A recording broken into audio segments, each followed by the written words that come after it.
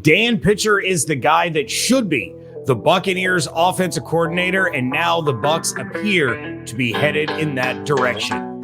Let's go. You are Locked On Buccaneers, your daily Tampa Bay Buccaneers podcast, part of the Locked On Podcast Network, your team every day.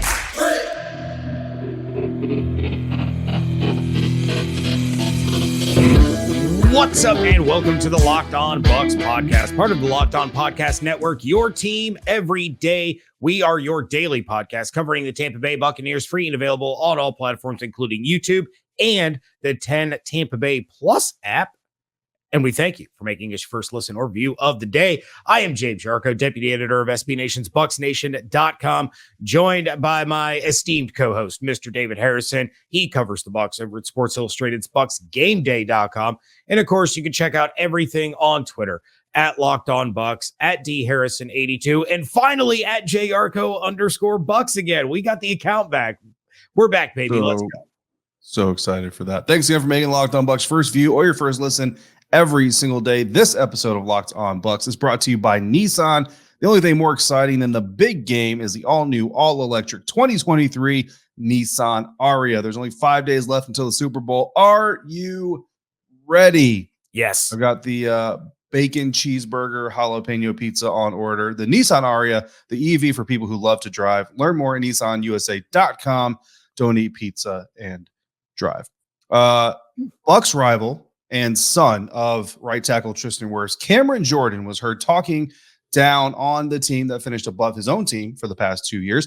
And new Minnesota Vikings defense coordinator Brian Flores may have his eyes set on a specific Buccaneers free agent, while Jason Light has a new quarterback tag for his own roster. All of that coming up. But first, we said Dan Pitcher was one of our favorite offensive coordinator candidates. A lot of you in the chats, in the comments, agreed with us because we're all very smart people, and it looks like we were not alone because, ladies and gentlemen, the Cincinnati Bengals quarterback coach, the man who made Joe cool again, the creator of Joe Burrow, that might be a little too much credit, but quarterback coach Dan Pitcher is set to come in for his second quote-unquote interview.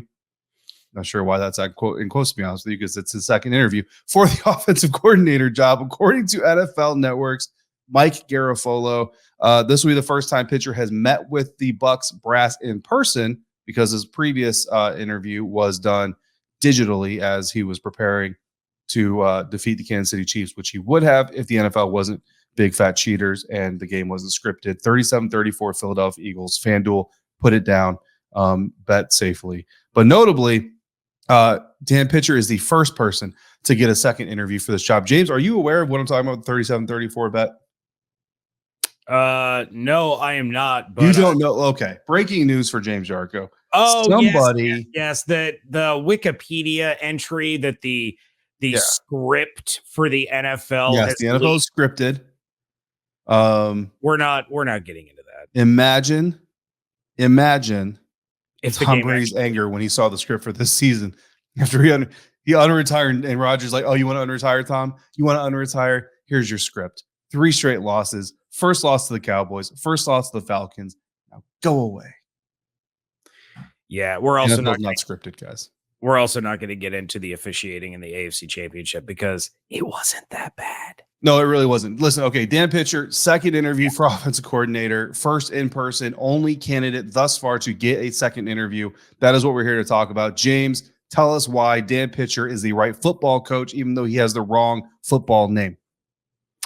It's quite simply, it's because he has been a major part of one of the best offenses in football over the course of the past couple seasons. And Dan Pitcher is a rising star in the NFL. He is a small branch off of that McVay tree, because obviously head coach Zach Taylor came from the McVay coaching tree. So he's a branch off of it. Now Dan Pitcher is a branch off of Taylor. But look, we have talked about it. Evan and I talked about it when we went through kind of some of these candidates, and at first they seemed kind of underwhelming, right? Well, the Buccaneers have an opportunity now to hire a guy, and it looks like things could be moving in that direction. Again, he's the first one to get a second interview, and the second was in quotes because the first one was done virtually, so this may be just kind of a more complete interview. We don't know, obviously, the extent of how much time pitcher had,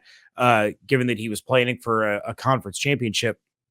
But you take a look at some of these guys, and Dan Pitcher could be the next big thing at offensive coordinator because he's gotten to work with Zach Taylor. He has gotten to work with this incredible offense. And if you watch Cincinnati Bengals games, this is a creative offense. This is an offense that puts their players in the best position to succeed, which is not something we saw from the 2022 Buccaneers offense. You're going to have a guy in Dan Pitcher that is going to come in with youth, with excitement, with energy, with creativity, and he's going to maximize this roster to the best of his ability. He can work with a veteran. He can work with the young guys. But Joe Burrow is not walking through the door for the Tampa Bay Buccaneers, but it doesn't matter if you're going to draft the guy for the future, if you're going to go out and get a Derek Carr, a Jimmy G, whoever. Dan Pitcher is smart enough to work with every level of quarterback and make the offense a more exciting, more successful group. Yeah, here's the bottom line. Best case scenario, if this move happens, the Bengals coaching staff literally created Joe Burrow from scratch. And everything that Joe Burrow has done is because of the coaching staff. Because that's the case, then you're literally getting one of the coaches that did that. So that's great. I want to say worst case scenario, most likely scenario is that they've worked in tandem and they've said, hey, what are your strengths? What are your weaknesses? What do you like? What don't you like? Let's make that work for us. Joe Burrow obviously does not come across as the kind of quarterback who's just going to sit in the back of the room and say, okay, coach, you tell me what to do. I'm going to go do it. No, he's got a voice. He's got an influence. He's got input. And it's obviously working. So you have a coach who knows how to influence that.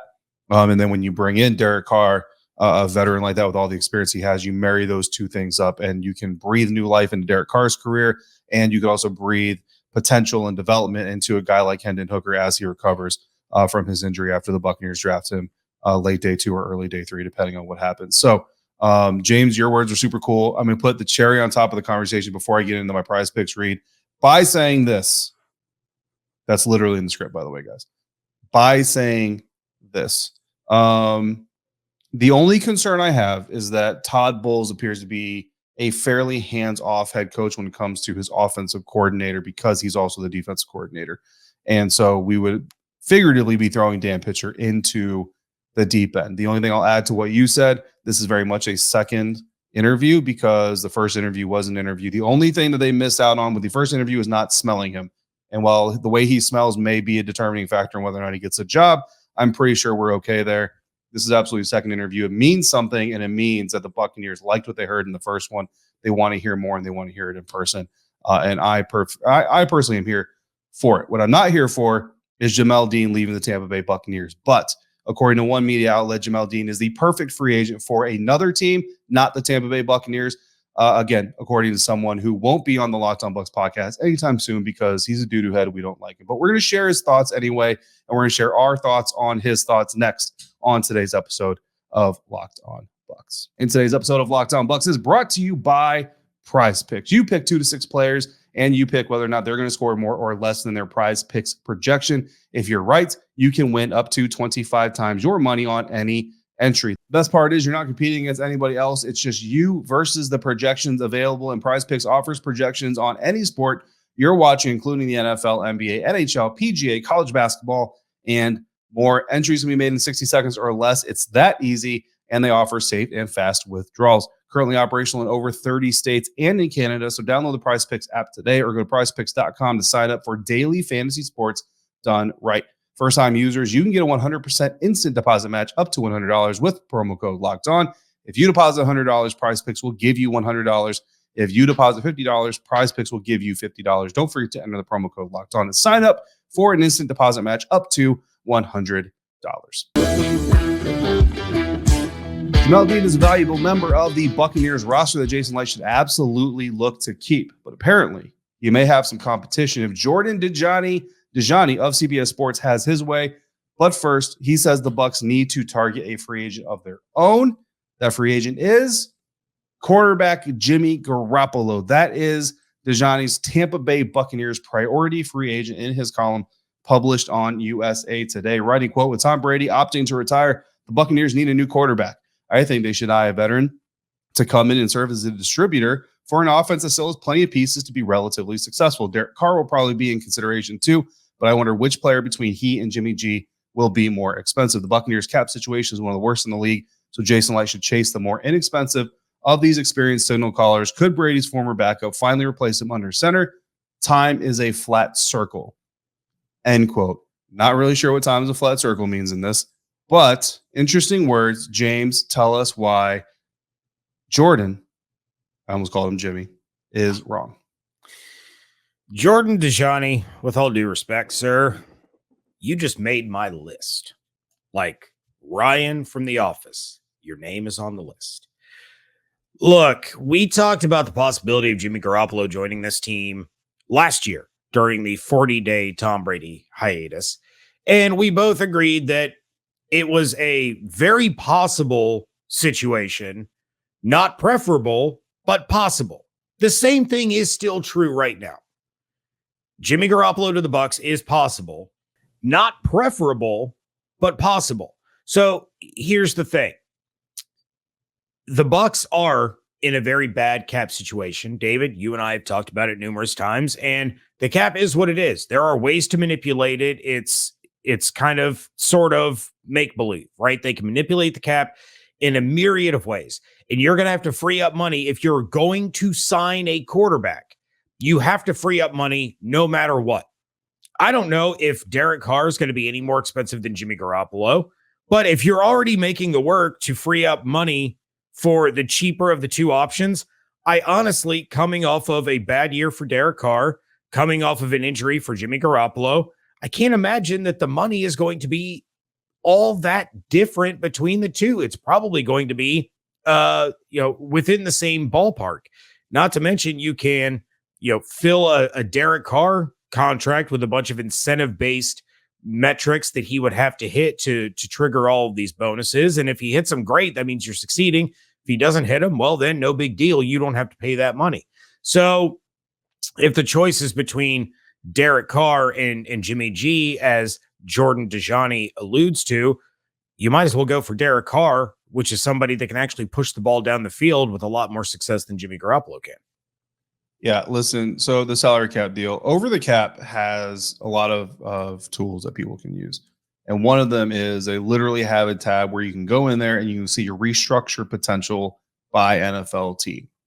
The Buccaneers, according to Over the Cap, have a possible cap space if they go through all of the maximum restructures that they could possibly go through, possible cap space figure of $47.6 million.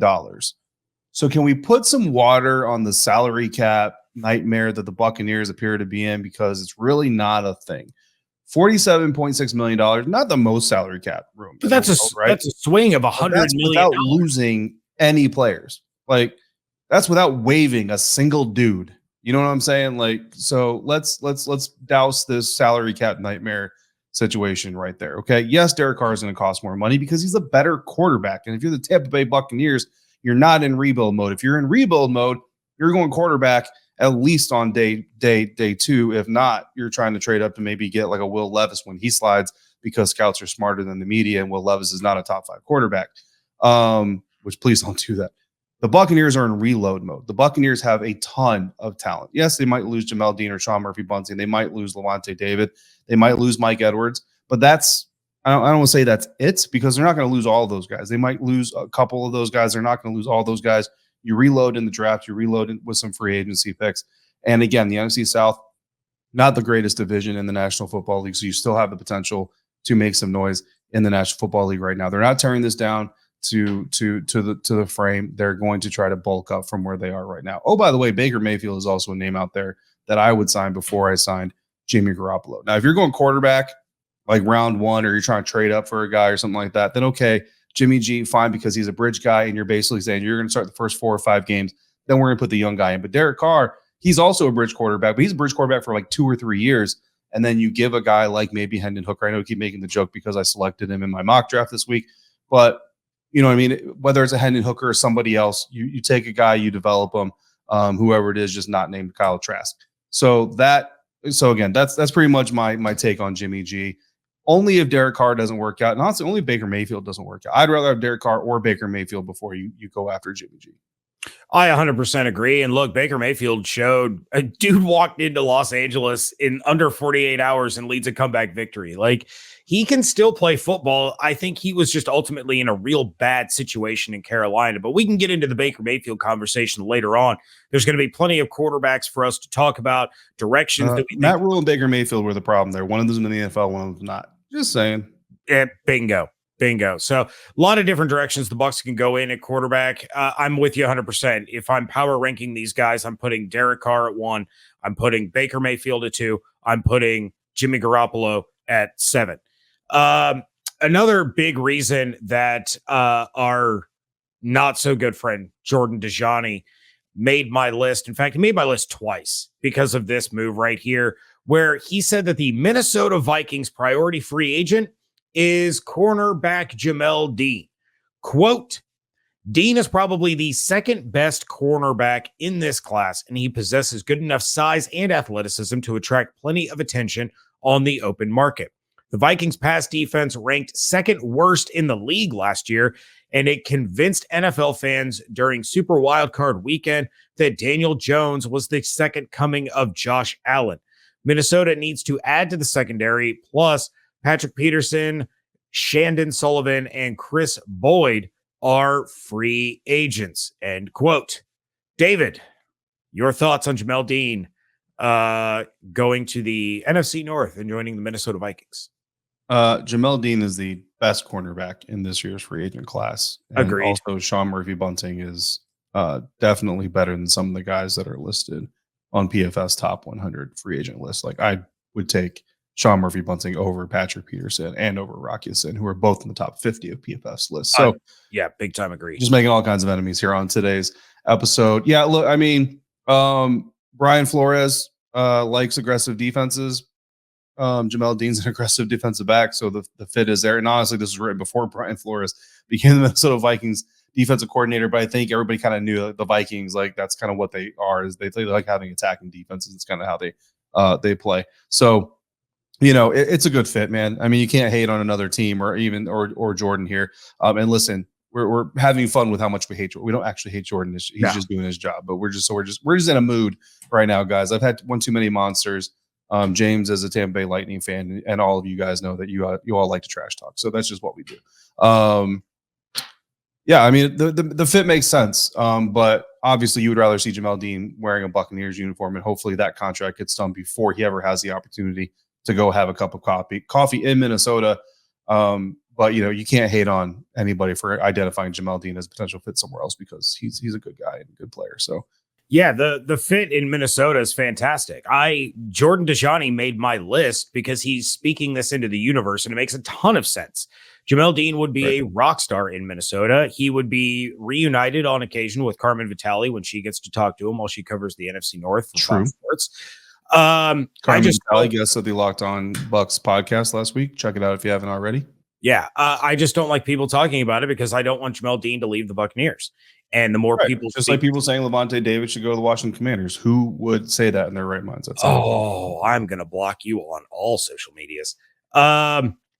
So yeah, the hate quote, that's my thing in this episode. We're doing air quotes all day. The hate. Please you say quote, because our audio audience can't see your quotes. Yeah. So air quotes, the hate being thrown at Jordan Dajani is not real. It is very tongue in cheek, because both of the players that he mentions for their respective teams, yes, that it does make sense. We don't personally like Jimmy Garoppolo for the Buccaneers, but his reasoning makes a lot of sense. We both want Jamel Dean to stay with the Buccaneers, but his reasoning for going, for having Jamel go to the Minnesota Vikings makes a lot of sense. So no, Jordan is doing his job very well, and it gives us something to talk about. But Jordan Dajani is not going to be living rent-free in my mind because of this article. And rent-free is a term that a lot of people throw around these days.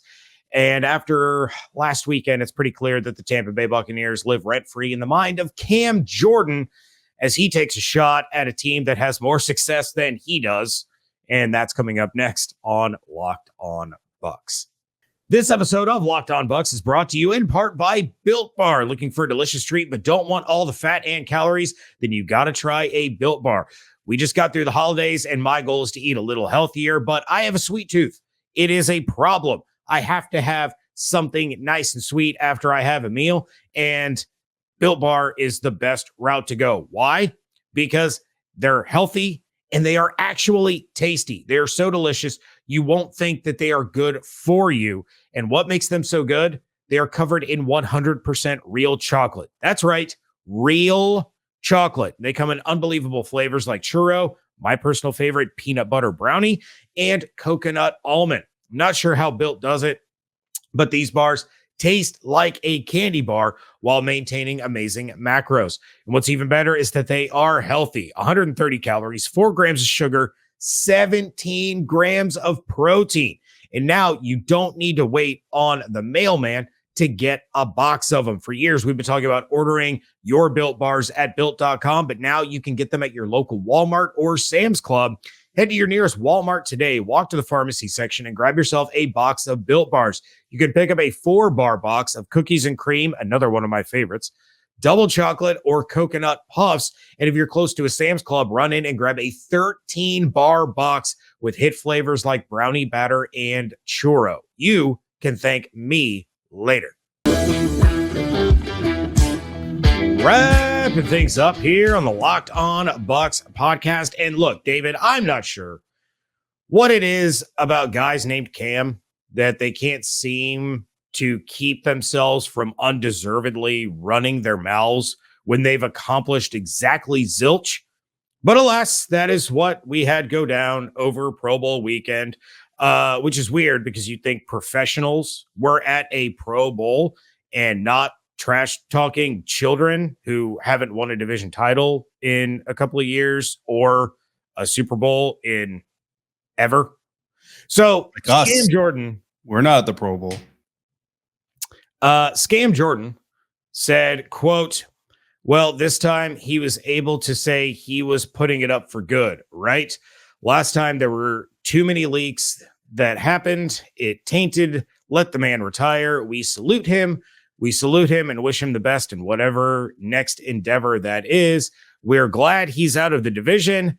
Tampa Bay will probably go back to where Tampa Bay's been.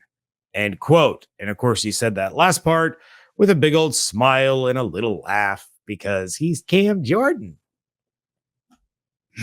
Well, I mean, look, it was a pretty good troll moment. I'm not going to lie. But yeah, Cam Jordan, winner of no Super Bowls, joiner of the New Orleans Saints 2 seasons after they won their only Super Bowl, probably thought he's like, oh man, one of the Saints guys, I'm going to have an opportunity to win Super Bowls. No, you're not.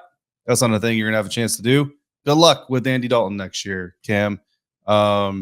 Anyway, it was a fun moment. It's funny. It's what Cam Jordan does. It's kind of his thing. But I have it on good authority that he's actually a really good dude. But look, you talk trash, you get trash talked back to you. I'm sure that Mike Evans will be happy to do so when Derek Carr and the Tampa Bay Buccaneers are defeating the New Orleans Saints next season on their way to their 3rd straight NFC South title. That'll be fun. And I look forward to Cam Jordan's comments after that happens. I think Cam Jordan was just trying to one up future Buccaneers quarterback Derek Carr for his troll moment because that was electric after the skills competition when, go back and watch that if you have the opportunity. Look, in the Tom Brady, the Pro Bowl, honestly, Derek Carr's comment. In the Tom Brady era of the Buccaneers, Cam Jordan played in 7 games against the Bucs. He averaged 2.7 tackles per game. He averaged less than a half of a sack per game and had 1 tackle for loss. How many playoff wins did Cam Jordan get against the Buccaneers? That would be none. How many Super Bowls did Cam Jordan win with the Saints? Also a big fat none. Big old 0. So maybe, just maybe, Cam Jordan should do a little bit of research into the history of the team that he plays for with and without Drew Brees. Because the only time the Saints were really relevant was when they had Drew Brees. And then he left, and they've been doggy doo-doo since. They were doggy doo-doo before Breeze. They've been doggy doo-doo after Breeze. But Cam Jordan is going to continue to do Cam Jordan things while he's watching his former teammate, CJ Gardner-Johnson, play in a Super Bowl because, the Eagles are a good football team. And, Cam Jordan will just never know that feeling, and he's going to have to live vicariously through CJ Gardner-Johnson. So that's a good link. I might tweet CJ Gardner-Johnson won Super Bowl before Anthony Davis. Think New Orleans, where Cam Jordan currently plays and hasn't won a Super Bowl. Yeah, link in all kinds of stuff. Yeah. Also, go and Ndamukong Suh go. Yeah, 37-34 Eagles. If that really does end up being that is not an official endorsement. If you do that, it's on your own risk. I'm gonna all the disclaimers hysterically. You will not get a Harrier jet if you drink Pepsi. We will have plenty to talk about regarding the Super Bowl later in the week. Not just the Super Bowl, but the Super Bowl teams and how they stack up compared to the Tampa Bay Buccaneers. Should be a fun and interesting conversation.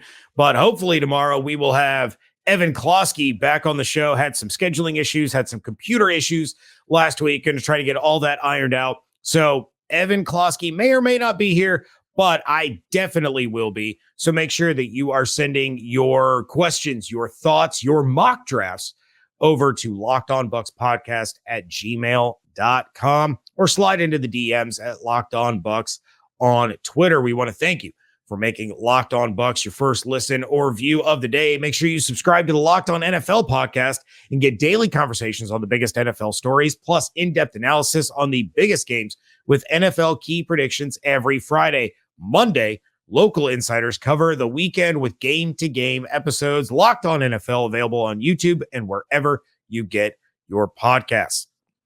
Make sure you are checking out everything that David is doing over at BucsGameDay.com. Check out all of my work over at BucsNation.com. And of course, follow everything on Twitter at LockedOnBucs, at JYarcho_Bucs, and at DHarrison82. Hope you all have an absolutely outstanding weekend. Stay safe, stay healthy, fire the cannons. And we thank you so much for joining us right here at Locked On Bucs.